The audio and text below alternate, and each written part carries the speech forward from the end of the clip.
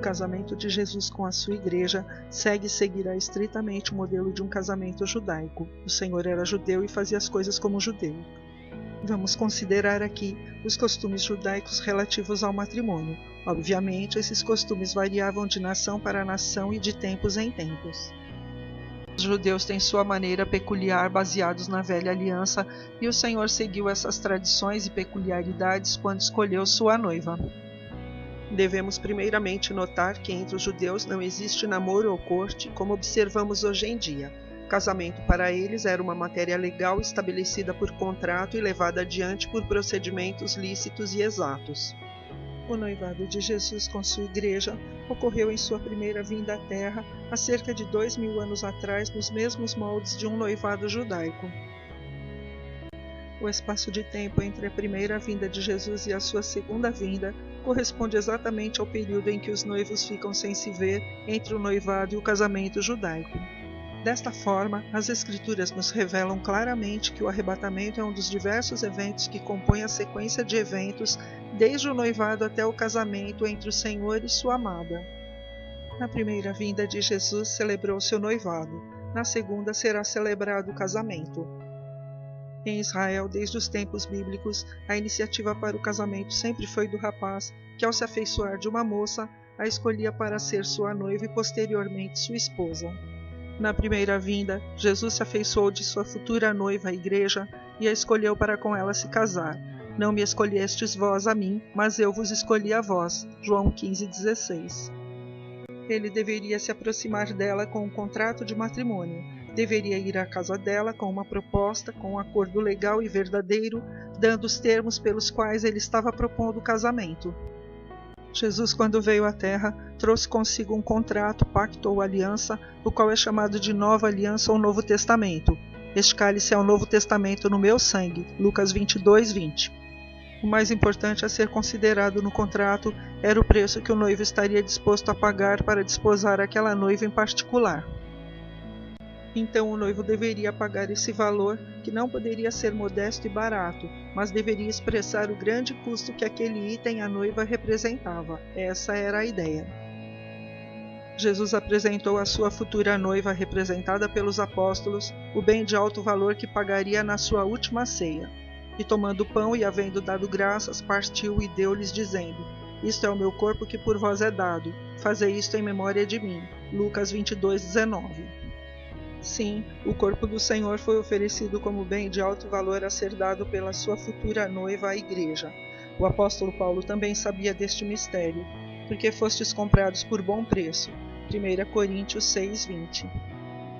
Na sequência, o rapaz enchia um cálice com vinho novo e dava à moça. Se ela bebesse, então estava respondendo que havia aceitado a proposta. A partir de então, o rapaz e a moça passavam a ser considerados noivos. Na primeira vinda, Jesus ofereceu a sua amada o cálice com vinho. Ao bebê-lo, selou a nova aliança. E tomando o cálice e dando graças, deu-lhes, dizendo: Bebei dele todos, porque isto é o meu sangue, o sangue da nova aliança que é derramado por muitos para a remissão dos pecados. Mateus 26, 27 e 28. Em seguida, o rapaz dava à noiva um presente de altíssimo valor para celebrar o noivado e para que ela lembrasse dele durante o longo período de espera. Jesus deu à sua noiva um excelentíssimo presente momentos antes de se afastar para o período de noivado. E, havendo dito isto, assoprou sobre eles e disse-lhes: Recebei o Espírito Santo. João 20:22. Ao receber este presente, a noiva lembrará do Senhor durante todo o período de noivado. Encerrada essa etapa, o noivo deveria partir. Antes fazia um breve discurso dizendo: Eu vou preparar lugar para você.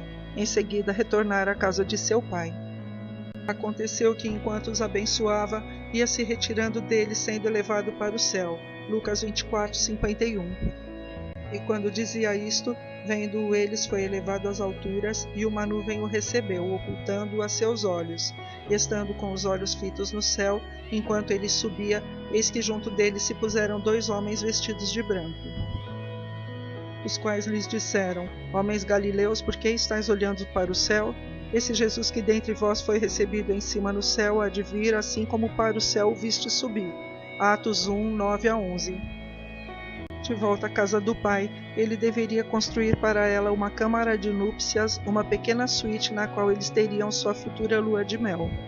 Esse era um empreendimento complexo para o noivo. Deveria realmente edificar um aposento separado da casa de seu pai, que deveria ser lindo. E deveria haver provisões estocadas. Permaneceriam 7 dias ali dentro, 7 anos para a noiva de Jesus. Este projeto levaria no mínimo 1 ano e o pai do noivo deveria ser o juiz sobre quando a obra estaria terminada. O noivo só poderia voltar para buscar a noiva com o consentimento do pai dele, quando o pai achasse que a câmara nupcial estava em condições dignas de receber a noiva. O noivado em Israel era um compromisso de cunho legal como um casamento.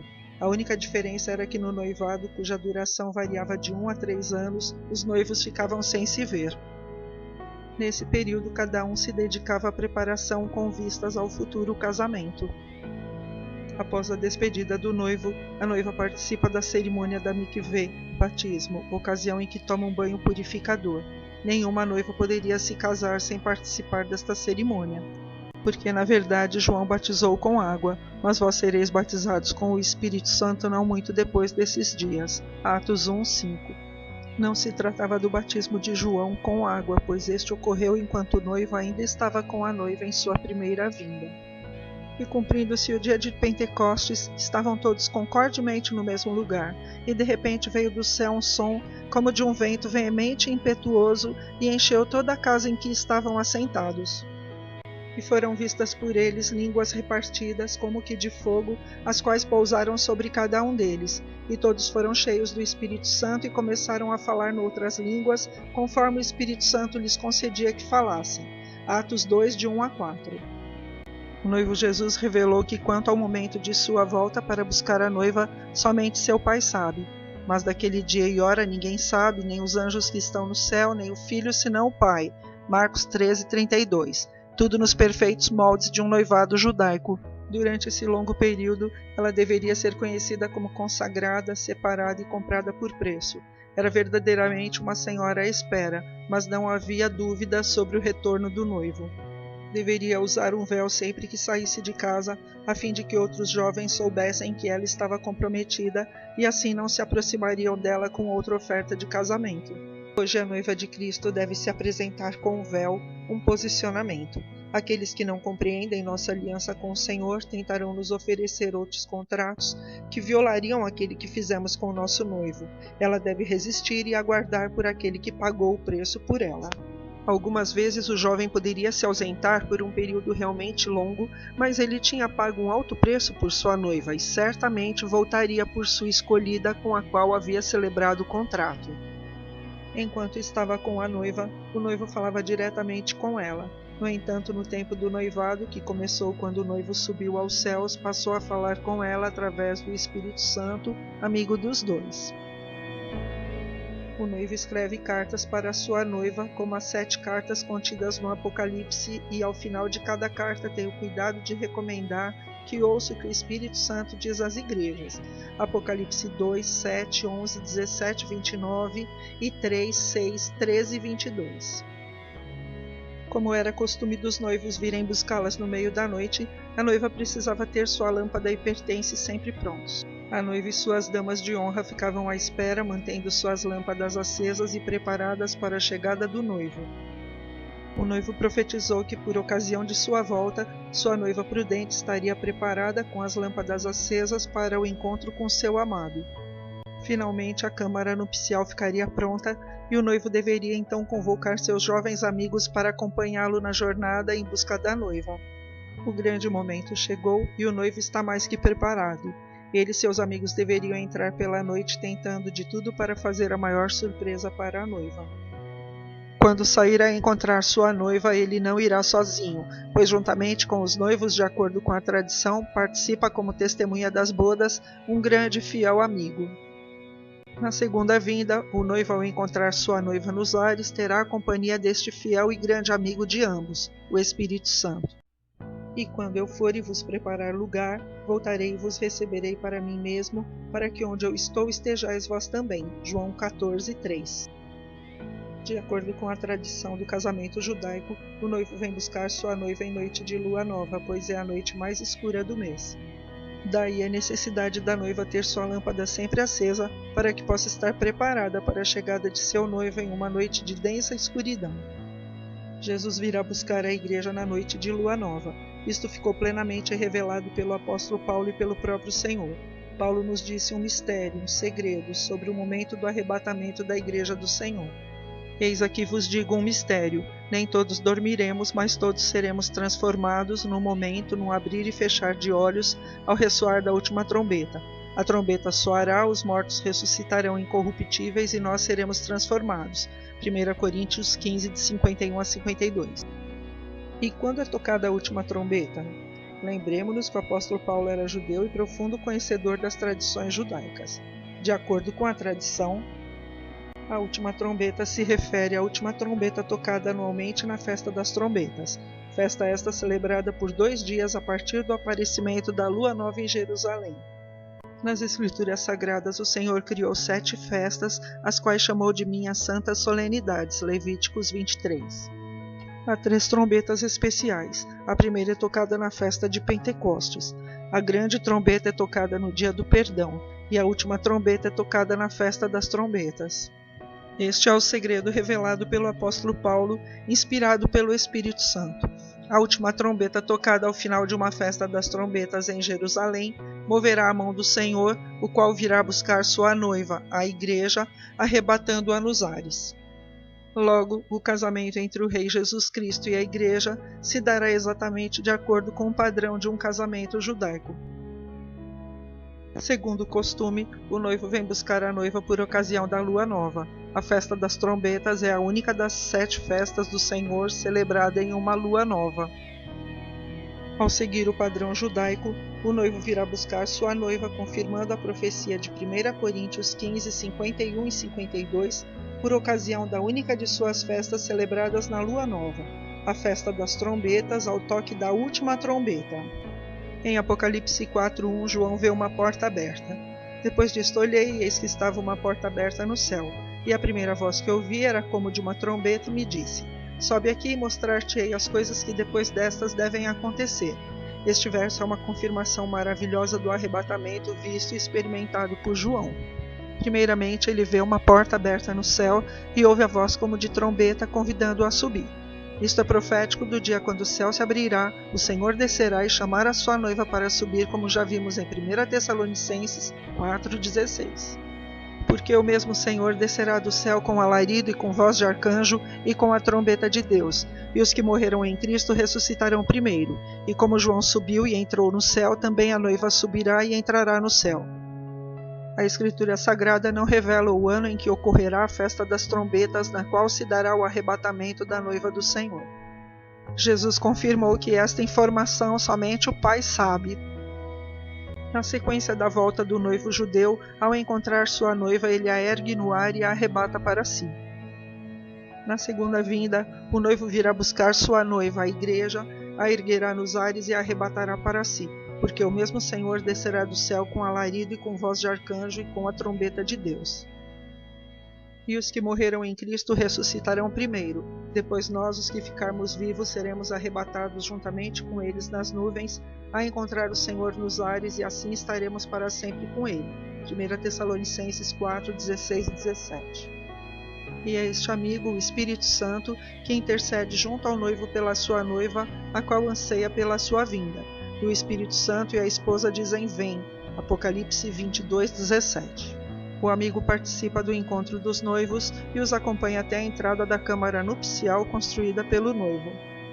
Os noivos permanecem na câmara por 7 dias, conforme a tradição judaica. Juízes 14, 12. Após os noivos entrarem na câmara, o amigo fica fora até ser avisado pelo noivo que o casamento se consumou. Neste momento, o amigo dá testemunho diante dos convidados que o casamento se consumou e é dado início aos 7 dias de celebração das bodas.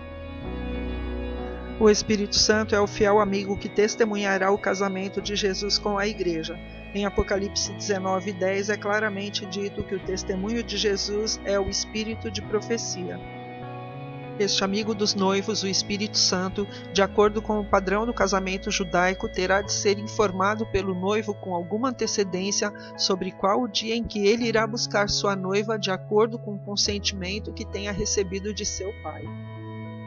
Afinal, este amigo estará presente no momento do arrebatamento para testemunhá-lo. Logo, quando souber sobre o grande dia, ainda que não o revele à noiva com exatidão, certamente indicará a ela, através das Escrituras, que o grande dia estará muito próximo. Não será isto o que tem ocorrido nestes últimos meses?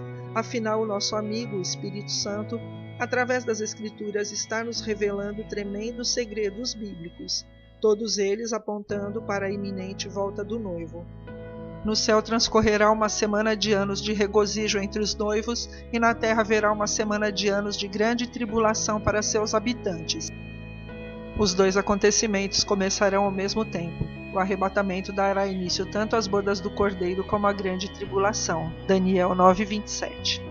Terminada a chamada Semana da Noiva, o casal sai da câmara nupcial e então é servida a ceia das bodas. Nesta ocasião, a esposa recebe grande destaque entre os convidados. A ceia das bodas é o ponto máximo da celebração. Ao final dos 7 anos de bodas do Cordeiro, também será servida uma ceia. A esposa se apresentará com vestes resplandecentes de linho fino e puro. Apocalipse 19, 7 e 8. O casamento qualifica a esposa como mulher digna de toda admiração. Seu esposo está muito feliz e a honra muitíssimo. Bem-aventurados aqueles servos, os quais, quando o Senhor vier, achar vigiando. Em verdade vos digo que se cingirá e os fará sentar à mesa, e chegando-se os servirá. Lucas 12:37. Honrar o cônjuge é um ato contínuo. A esposa sabe que seu esposo é o seu Senhor. Por sua vez, o esposo a honrará de tal forma que concederá que venha a sentar-se junto dele em seu trono de glória. Ao que vencer lhe concederei que se assente comigo no meu trono. Apocalipse 3:21. Eis que eu farei que venham e adorem prostrados a teus pés e saibam que eu te amo. Apocalipse 3:9. Eis que venho sem demora. Guarda o que tens para que ninguém tome a tua coroa. Apocalipse 3:11.